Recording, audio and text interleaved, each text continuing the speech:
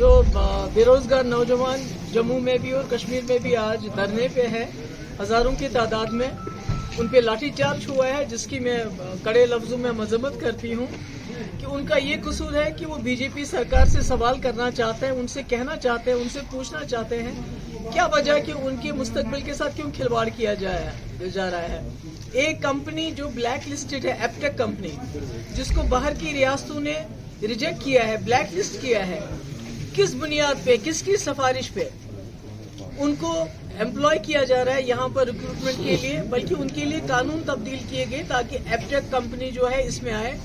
तो यही सवाल पूछने के लिए आज वो हजारों की तादाद में जम्मू में भी और श्रीनगर में भी सड़कों पे निकले हैं। उन पे लाठीचार्ज हो गया, उनको डिटेन किया गया। मैं गवर्नर साहब से ये डिमांड करना चाहती हूँ कि वो बताएं क्या वजह है, ये कौन से ऐसे बड़े बड़े अफसर हैं जिन्होंने एपटेक को यहाँ इंट्रोड्यूस किया, इसके बावजूद कि वो ब्लैक लिस्टेड है, और उन अफसरों के खिलाफ जो है एक्शन लिया जाना चाहिए। और हमारी भी इंफॉर्मेशन है कि बहुत ही बड़े पैमाने पे, बहुत ही बड़ी पोजीशन पे जो यहाँ अफसर रहे हैं, जिन्होंने जम्मू कश्मीर को टुकड़े करने में अपना हिस्सा, कलीदी रोल अदा किया, वही अफसर इसमें भी इन्वॉल्व है, जिन्होंने एपटेक जैसी बदनाम ब्लैक लिस्टेड कंपनी को यहाँ के नौजवानों के मुस्तकबिल के साथ खिलवाड़ करने के लिए यहाँ लाया। नौजवान दिन रात मेहनत करते हैं, इम्तिहान देते हैं, और उसके बाद पता चलता है कि एपटेक की रिक्रूटमेंट में धांधली हो गई और एग्जामिनेशन सारे पेपर कैंसिल किए जाते हैं और नौजवानों को फिर जीरो से शुरू करना पड़ता है। एक तरफ से सरकार लोगों को नौकरियों से बाहर निकाल रही है, नौकरियां दे नहीं रही है, बल्कि लोगों को नौकरियों से निकाल रही है। दूसरी तरफ से जितनी भी थोड़ी बहुत नौकरियां हैं उसमें एपटेक जैसी ब्लैक लिस्टेड कंपनी को सामने लाया गया है, जिसकी वजह से यहाँ के नौजवानों का मुस्तकबिल जो है दिन ब दिन अंधेरे में धकेला जा रहा है। मैं उम्मीद करती हूँ कि अमशीपोरा में जो अभी तक सिफारिश है कि उसको उम्र कैद मिलनी चाहिए, वो वाकई लॉजिकल कंक्लूजन तक पहुँचना चाहिए, क्योंकि हमने कई बार देखा, चाहे पथरेबल हो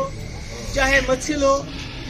कहने को तो कहा जाता है कि भाई इनके खिलाफ कोर्ट मार्शल होगा, एक्शन होगा, पर अल्टीमेटली होता कुछ नहीं है। मैं उम्मीद करती हूँ कि इस बार जिस दरिंदगी से उस अफसर ने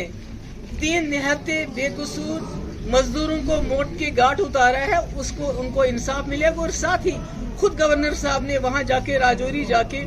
कमिटमेंट की है उनके घर वालों के साथ कि उनके घर के फर्द को नौकरी मिलेगी, और जितना भी थोड़ा बहुत पैसा दिया गया है वो उनको ये केस लड़ने में सारा खर्च कर दिया उन फैमिलीज का। उनके पास कोई वसीला नहीं, कोई चारा नहीं है। इसलिए मेरी गवर्नर साहब से ये भी डिमांड है कि उन घर वालों को नौकरी मिलनी चाहिए। और जहाँ तक कुनन पोशपोरा का सवाल है, वो भी एक निहत्ता मजदूर पेशा नौजवान था,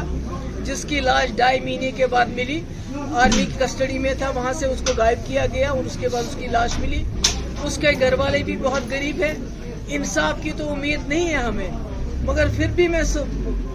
यही कोशिश करूंगी कहने की कि एक थॉरो प्रोब होना चाहिए, और उसके घर वाले बहुत गरीब है, उनको एक नौकरी मिलनी चाहिए जल्द अज जल्द, और उनको उसका जो है आर्मी की तरफ से बहुत बड़ा कंपनसेशन मिलना चाहिए।